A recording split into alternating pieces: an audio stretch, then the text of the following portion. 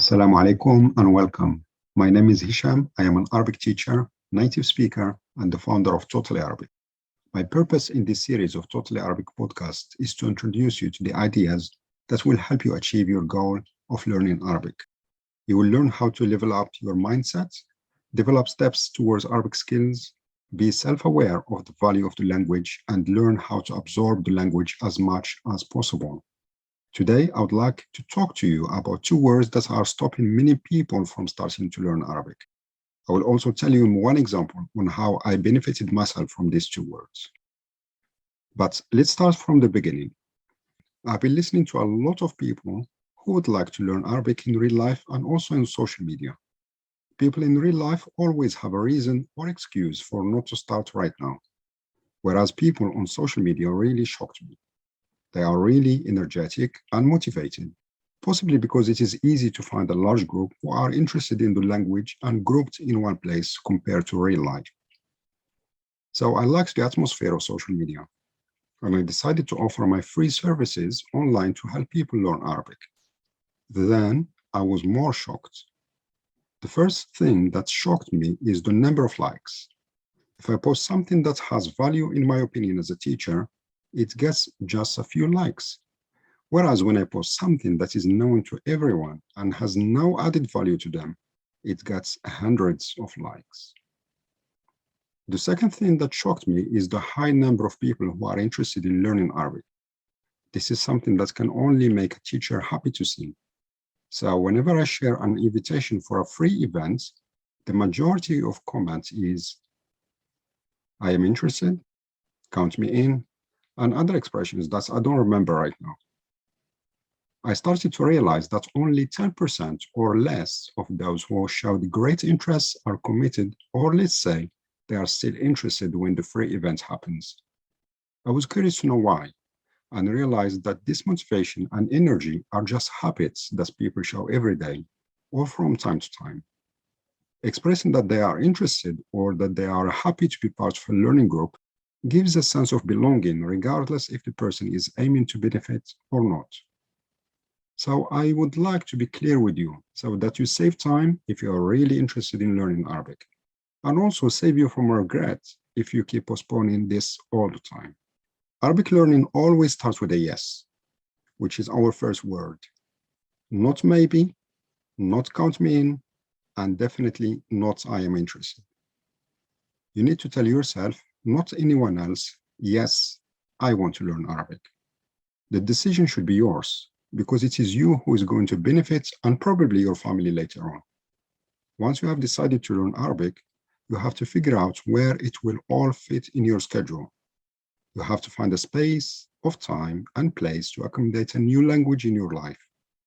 I am saying this because this is the stage where most people start to struggle with, and quickly they find a reason or an excuse not to learn instead. To be even clearer with you, even saying yes is not good enough to guarantee that Arabic learning will become a serious part of your life. You need something deeper than yes to make sure your language learning really stands out from the rest of the activities that you do.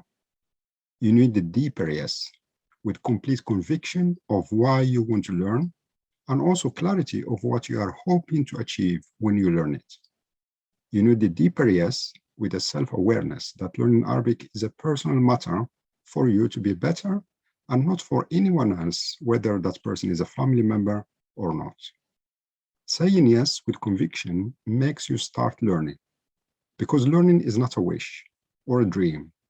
Stop saying, I wish to learn or I dream to learn. Learning just needs starting and completing the action.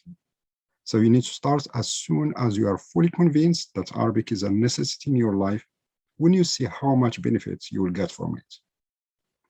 Also, the phrase I learn Arabic should be a start of a bigger goal that you are trying to achieve. I know that the vast majority learn Arabic for a specific purpose.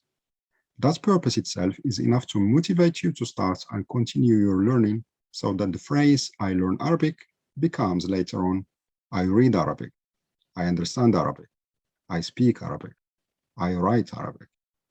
Unfortunately, for some learners, learning Arabic seems to be a challenge because people need to fight for time to accommodate Arabic learning in their daily life. It's not because they are busy, but because most distractions become easier to access and look more fun. So the first challenge before learning the alphabet for some is how to make Arabic a new priority in their life. Once you achieve the deeper yes, you need to learn how and when to say the deeper now, which is our second word. You need now to help you remove some of the unnecessary things from your life, things that keep postponing your language learning for a long time. Saying no is going to help you start and protect your Arabic learning from anything of less importance in your life. If you have decided that Arabic learning is really important to you, you need to start using the word now to gain more time and space for Arabic. No to things that take a long time from your life and do not benefit you to be a better person. No to things that are not leading you towards your goals. No to distractions in general. Here, I would like to share with you a personal story. I used to watch football a lot. A football match, as you know, lasts for 90 minutes. I started to realize that is a lot of time to waste. Then I noticed that the most important part of the game will be on the internet in a 3 to 5 minutes video, just after the match finishes. So I started to ignore a good number of matches and just watch a highlight video instead. This way, I saved a lot of time for other activities that are more important. But there are football matches that I cannot miss. So I use these matches as a reward for myself, and I make sure to finish my priorities and work hard on that day to reward myself with these matches. If, for example, learning Arabic is on my list to do, I make sure it is done before the match starts. Each one of us has at least one distraction. We need to find a way to still enjoy it, but without stopping us from achieving our goals. So to summarize all this in a few sentences, first, to learn Arabic, you need to give it the value it deserves. Second, always keep in mind why you wanted to learn to keep you motivated all the time. And third, the self-awareness will help you to face the distractions and protect your Arabic learning time from anything and everything less important to you. I would like to know what you think in the comment section, your questions, your ideas, or your way of managing your distraction. It is important to do this to share with others and help them, and also help yourself express what you feel. Like the video, subscribe if you haven't yet, and click on the bell to receive notifications for future videos of this series. Thank you very much for listening. Assalamu alaikum wa rahmatullahi wa barakatuh.